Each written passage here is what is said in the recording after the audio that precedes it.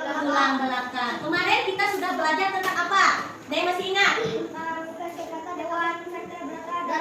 Vertebrata. Baik, kemarin kita sudah belajar tentang hewan. Sekarang masih ada kaitannya ya anak-anak? Kenapa ibu menggunakan baju ini?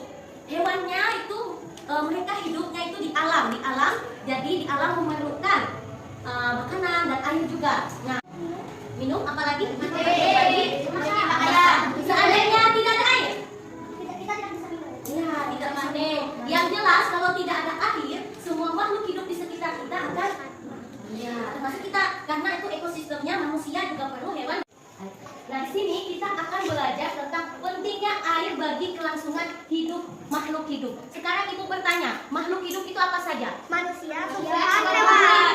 Oke, pintar semua ya, berarti masih ingat pembelajaran yang kemarin. Karena ini saling berkaitan. Kalau begitu, nah sekarang kita akan lihat bagaimana sih fungsinya itu bagi kehidupan manusia. Ibu akan buka videonya, tolong dilihat sebentar ya. Bagaimana semuanya itu saling berkaitan antara satu dengan yang lainnya. Pembelajaran Kopus. Kali ini kita akan membahas mengenai penyesuaian diri untuk hidup di sekitar lingkungannya.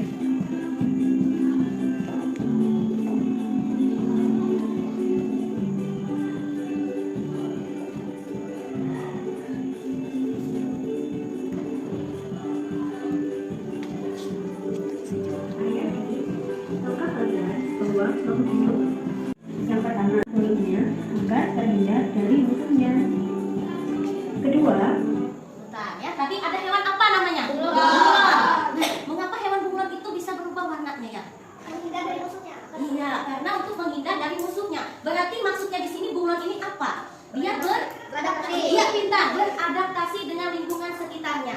Nah, kita lihat ya bagaimana dia berubah ya. mampu mengubah warna kulitnya agar terhindar dari musuhnya. Kedua, Kita lihat yang kedua. Ini mampu mengeluarkan tinta hitam yang pekat agar terhindar dari musuhnya saat keadaan genting. Lalu ada cicak contohnya seperti itu. Nah, bisa kita lihat terdapat macam-macam paruh burung dan macam-macam kaki burung. Contohnya seperti burung pelikan. Burung pelikan hidup di daerah pantai. Seperti yang kita lihat, burung pelikan memiliki paruh yang berbentuk seperti kapal agar dia mudah menangkap musuhnya yang berada di dalam air. Lalu terdapat burung pelatuk. Burung pelatuk memiliki paruh yang kuat untuk Nah, sebentar ya. Jadi bentuk-bentuk tubuh makhluk hidup itu ternyata memiliki apa fungsi. Kenapa cicak tadi dia memotong? Agar mengalihkan perhatian musuhnya. Lalu kenapa yang ibu pakai ini kan lebah? Lebah bisa menyengat. Nah, ibu bisa menyengat misalnya. Hap! Lalu lari musuhnya. Kenapa itu? Ayo. Karena dia lebahnya merasa terancam. Karena merasa terancam dia beradaptasi tadi ada sesuatu, ada musuh. Akhirnya dia apa? Menyelamatkan dirinya dengan cara menyengat musuhnya. Jadi apa? Seperti cumi-cumi tadi mengeluarkan apa tadi? Tintanya, menyemburkan tintanya karena ada musuh. Misalnya ada yang datang mau menggigit hiu, dia semburkan tintanya, terkena hiunya, mundur, dia tidak berani lagi ya anak-anak. Nah kemudian misalnya lagi tadi burung pelatuk dengan apa ini namanya? Paruhnya. Ternyata paruhnya itu selain untuk dia mengambil makanan, juga ada fungsinya tadi ya. Nah macam-macam bentuk paruhnya itu. Ada yang ini tadi ya, ibu mundurkan sedikit, maaf ya, biar sambil jelas penjelasan ibu. Nah ini macam-macam bentuk paruhnya itu. Ada yang kecil ya. Maaf gambarnya agak ya. Ada yang kecil, ada yang besar. Ternyata itu fungsinya supaya mengambil makanannya itu dia mudah, tidak sulit. Kalau paruhnya itu misalnya di saudara. Unta memiliki buntut yang lebar dan tinggi.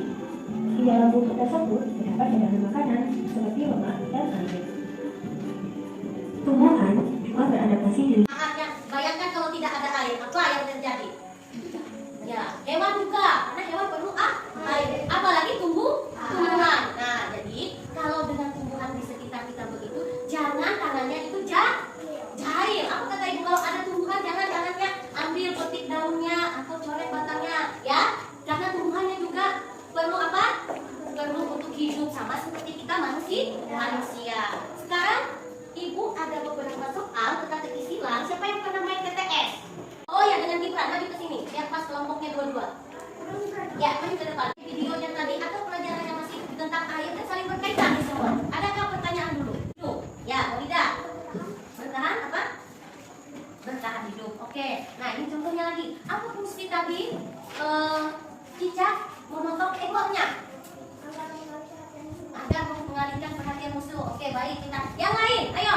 Apa fungsi bambu tadi menyimpan airnya di dalam batangnya itu? Kalau musim kemarau, supaya nanti air tetap hidup. Iya, ada lagi yang lain. Apa, Sekar? Ada. Lalu misalnya lagi, apa fungsi cumi tadi menyemburkan tintanya?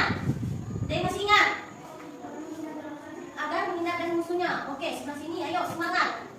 Masih, berarti ini mau langsung jawab soal. Satu, baca Adril. Yang mendatar.